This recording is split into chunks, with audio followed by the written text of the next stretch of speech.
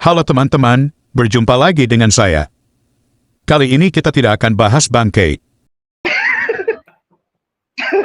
Panik kah? Panik kah? Panik lah kalau kayak nama nongol lagi. Ya. Kali ini kita akan menanggapi standar ganda dari Donditan. Ketika orang Kristen menyebarkan Injil, Donditan menggunakan undang-undang negara yang mengatakan, jangan menginjili orang yang sudah beragama. Menurut saya undang-undang ini bertentangan juga dengan undang-undang kebebasan beragama, karena mengajak orang lain, baik yang beragama atau tidak, adalah tugas dari orang yang beragama, baik Kristen ataupun Muslim. Kalau dilarang mengajak orang, artinya undang-undang sudah membatasi kebebasan beragama. Berikut ini pernyataan Donditan yang kita akan bantah.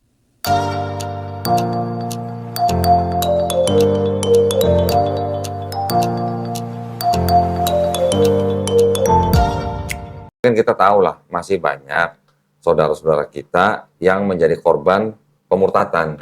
Karena masih banyak misionaris-misionaris yang mencoba memurtadkan orang yang sudah beragama. Nah, itu kan melanggar aturan pemerintah. Gitu. Nggak boleh dong. Jadi, sekarang kita bikin begini, tujuannya supaya apa? Supaya umat Islam tahu isinya kitab orang yang misionaris yang ngajak ke agama mereka itu seperti apa. Oke teman-teman, kita sudah dengarkan bersama pernyataan Donditan, bahwa kegiatan misionaris dengan mengajak orang yang sudah beragama dilarang oleh undang-undang.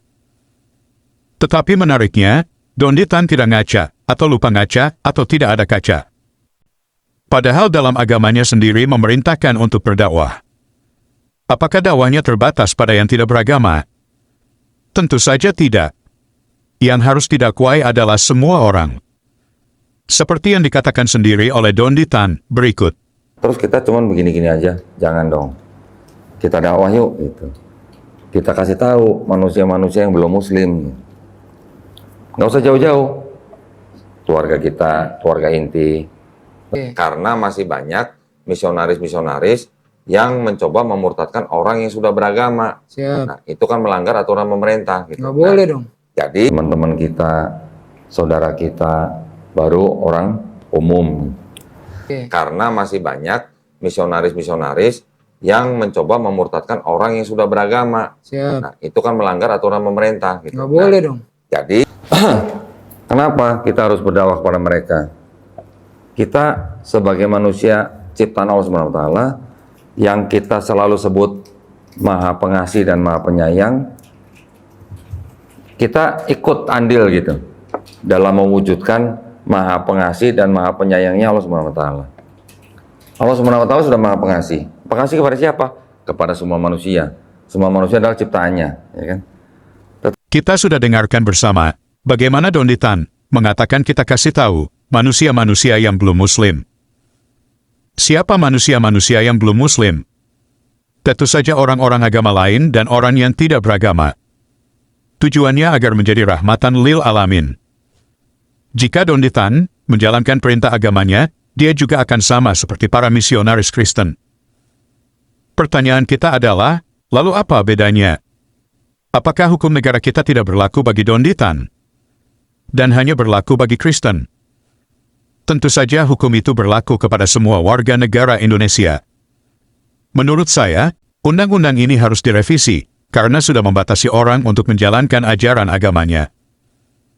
Oke teman-teman, demikian tanggapan kita terhadap pernyataan Donditan. Terima kasih untuk dukungan teman-teman. Tuhan Yesus memberkati.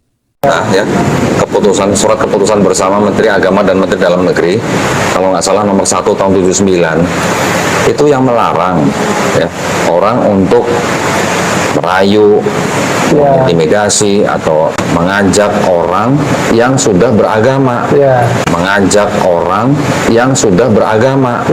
Kalau orang yang belum beragama boleh-boleh saja, tapi kalau yang sudah beragama itu dilarang. Katanya, sesuai undang-undang, kita tidak boleh mengajak orang yang sudah beragama. Tapi, kalau gunakan standar yang sama, pendakwa Muslim juga mengajak orang yang sudah beragama. Apakah itu bukan pelanggaran? Menurut saya undang-undang tadi sudah dilanggar oleh umat Kristen dan Islam. Karena kedua agama ini adalah agama misi. Artinya dalam konteks ini kita tahu bahwa di negeri kita adalah sebuah negara Pancasila di mana agama menjadi nilai utama. Agama menjadi nilai utama. Dan kita sadari bahwa di Indonesia ini banyak agama. Konsekuensi dari banyak agama adalah terjadinya interaksi, tidak bisa dihindari, interaksi, saling berupaya untuk mempengaruhi, mengajak, dan sebagainya. Dan ini tentu sebuah kegiatan, sebuah aktivitas yang tidak bisa dan tidak boleh dilarang. Jadi menyampaikan kebenaran agama dari seseorang yang beragama kepada orang lain, walaupun juga sudah beragama, seharusnya tidak dilarang. Kenapa? Karena ini perintah agama. Sedangkan negara kita memberikan kebebasan untuk beragama dan tentunya menjalankan agamanya. Salah satu bentuk menjalankan agamanya adalah menyampaikan agamanya kepada orang lain. Berdakwah.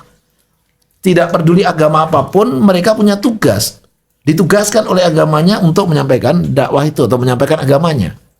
Ya, di dalam agama Islam seperti misalkan tertera dalam surat Ali Imran kalau tidak salah, ud'u ila sabili rabbika bil hikmah wal mau'izati hasanah wajadilhum billati hiya ahsan. Ud'u ila sabili rabbika, sampaikan kebenaran dari Tuhan itu. Di dalam hadis balighu anni walau ayah. Sampaikan walaupun sekedar satu ayat apa yang kamu dapatkan dariku itu. Jadi ini perintah. Di dalam misalkan dalam agama Kristen jadikanlah semua bangsa itu muridku. Misalkan kalau nggak salah di Matius. Jadi semua agama itu mengajarkan, memerintahkan pada masyarakat pemeluknya untuk menyampaikan agamanya atau menyebarluaskan agamanya. Oleh karena itu di sebuah negara yang Pancasila ini, maka seyogianya dan semestinya, selayaknya yang namanya saling menyampaikan kebenaran, hal yang harus diberi ruang untuk kebebasan. Karena jika tidak, berarti tidak bisa menjalankan perintah agamanya dong. Nah, berangkat dari sini maka seharusnya yang harus dimunculkan adalah bagaimana agar dalam menyampaikan saling ajakan tadi, ya, itu lalu ada semacam katakanlah kode etik normatif untuk mengaturnya agar dalam menyampaikan tadi tidak menimbulkan sesuatu yang tidak kita harapkan.